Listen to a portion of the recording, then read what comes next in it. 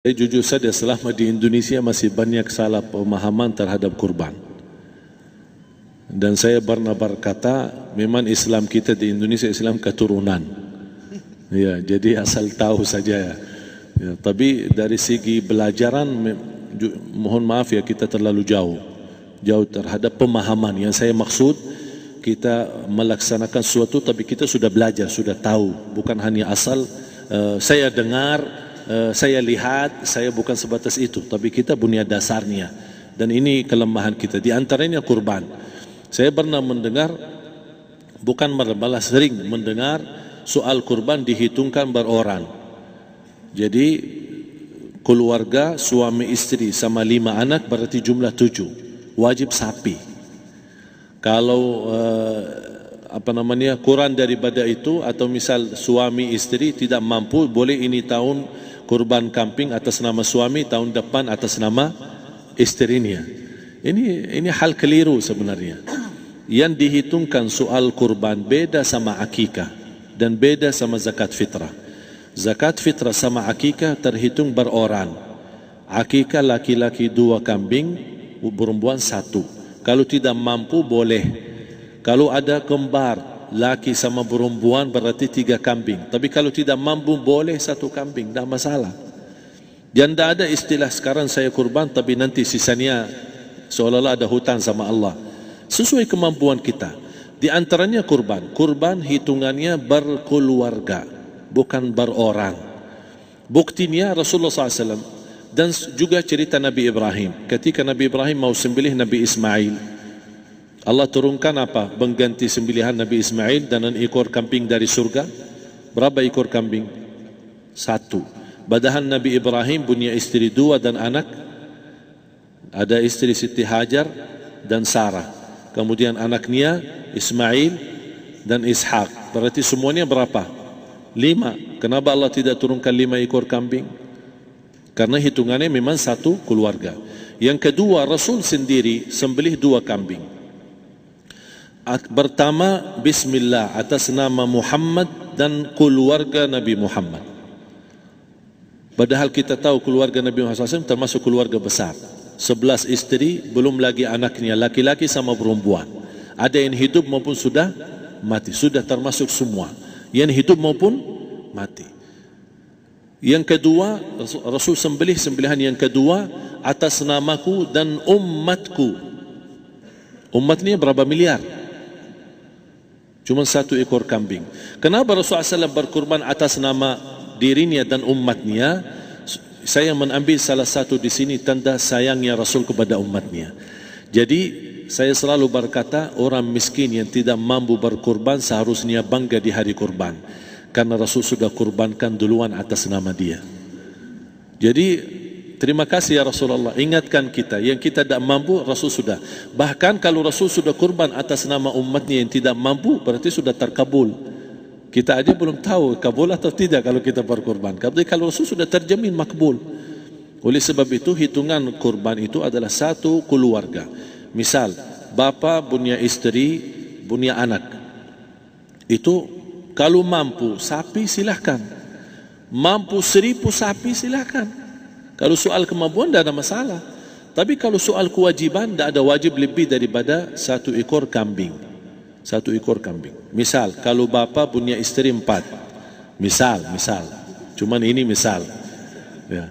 Istrinya 4. Setiap istri anaknya 10. Berarti jumlah berapa? Anak 40, istri 4, berarti 44, sama bapa 45. Wajib 1 ekor kambing saja. Cukup untuk semua ini. Tapi kalau soal mampu, ya silahkan. Mau 1000 kambing boleh, mau 1000 sapi boleh. Tidak ada yang melarang kalau soal kemampuan. Dan kalau kita mau sembelih, Bismillah atas namaku dan keluarga. Tidak perlu bawa data-data nama keluarga. Jadi disebutkan tukang sembelihnya ada capek menunggu sambil sebutkan nama-nama. Tidak perlu. Udah Bismillah atas namaku dan keluarga. Termasuk kata atas namaku dan keluarga, termasuk orang tua yang sudah meninggal. Termasuk orang tua yang sudah, karena kita adalah hasil daripada orang tua. Itu sudah termasuk, tidak perlu kita sebutkan. Ada sebagian ulama membolehkan kalau kita mampu, mau khusus kambing atas nama orang tua, tidak masalah. Kalau kita mampu. Tapi kalau kita tidak mampu, itu sudah termasuk orang tua kita bersama keluarga besar kita. Ini salah satu kenikmatan, dan ini termasuk juga sedekah yang berguna bagi orang yang sudah meninggal di keluarga kita. Wallahu ta'ala alam. Dan juga masalah panitia, bisa kita mewakili. Kalau kita tidak mengerti sembelihannya dan tidak mengerti cara bagiannya. Tapi ada satu sunnah yang termasuk kehilangan sunnah ini, adalah banyak yang tidak mau makan dari hasil kurban. Padahal itu sunnah Rasul. Dari akikah boleh makan, dari kurban pun boleh makan. Bahkan sunnah SAW dibagi 3. Sepertiga pertama dihadiahkan. Maksudnya kata dihadiahkan kepada orang kaya. Misal tetangga saya tapi orang kaya, dia bukan miskin, tapi boleh saling hadiah. Karena inti daripada hadiah silaturrahim. Ada keluarga kita termasuk mampu, tapi saya kasih, ini alhamdulillah saya sembelih sapi. Barangkali dia tidak mampu, cuma sembelih kambing. Udah, kita dapat daging kambing, dia dapat daging sapi. Tapi dengan niat hadiah, bukan sedekah, karena dia bukan orang miskin yang menerima sedekah. Yang sepertiga yang kedua adalah sedekah. Sedekah itu termasuk orang miskin. Yang ketiga, kita makan sendiri. Bahkan Rasulullah SAW selepas Idul Adha, beda sama Idul Fitri. Sebelum Idul Fitri dia makan kurma, meyakinkan batalan puasa. Tapi kalau Idul Adha tidak makan dan minum sebelum salat, kenapa? Bukan berarti tidak boleh. Tapi Rasulullah SAW ingin pertama pembukaannya, buka sarapannya atau makan di pagi harinya selepas Idul Adha adalah dari hasil sembelihan kambing itu atau dari kurban. Jadi kita sebagian sedikit. Tapi kalau kita merasa alhamdulillah rezeki saya banyak di rumah, alhamdulillah banyak ada makanan, mau sedekahin semuanya, semua mau sedekahin, tidak masalah.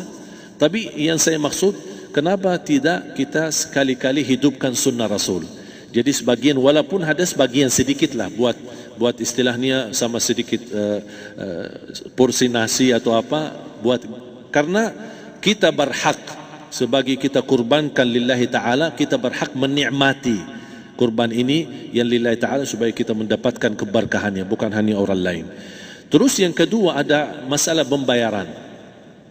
Kalau kita wakili panitia, boleh kita pesan sama panitia, tolong sedikit dari kurban saya minta buat saya makan. Itu tidak masalah, kita boleh minta. Dan boleh kita wakili, tapi kita tolong ingatkan, tidak boleh pembayaran hasil sembelihan itu dari kulitnya. Ini menjadi salah satu persoalan di Indonesia.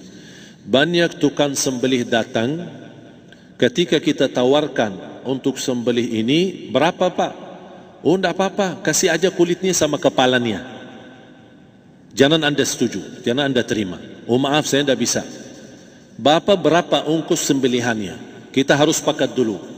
Tidak, saya ikhlas, tidak apa-apa, seikhlasnya. Tapi yang penting kepalanya sama kulitnya. Itu aja yang saya minta, yang lain tidak apa-apa. Tidak boleh. Tidak boleh. Kenapa? Karena ini kurban. Kata kurban berarti lillahi ta'ala, bukan untuk jual beli. Kalau kita sudah bayar dari bagian kurban, berarti bukan lillahi ta'ala. Harus kita jaga amalan itu. Tapi bagaimana cara jalan keluarnya? Kita harus sepakat, ijab kabul. Sepakat dulu, Pak, saya udah begini, saya kasih untuk sembelihan 50.000. Bapak setuju? Ya udah setuju. Selesai kan? Sudah sembelih, sudah potong, sudah semua. Lepas ini semua, kita kasih ongkos 50.000 ongkos sembelihannya. Habis itu, Pak, kulitnya sama kepala hadiah buat Bapak. Itu tidak apa-apa, tidak masalah. Tapi bukan untuk bayar sembelihan.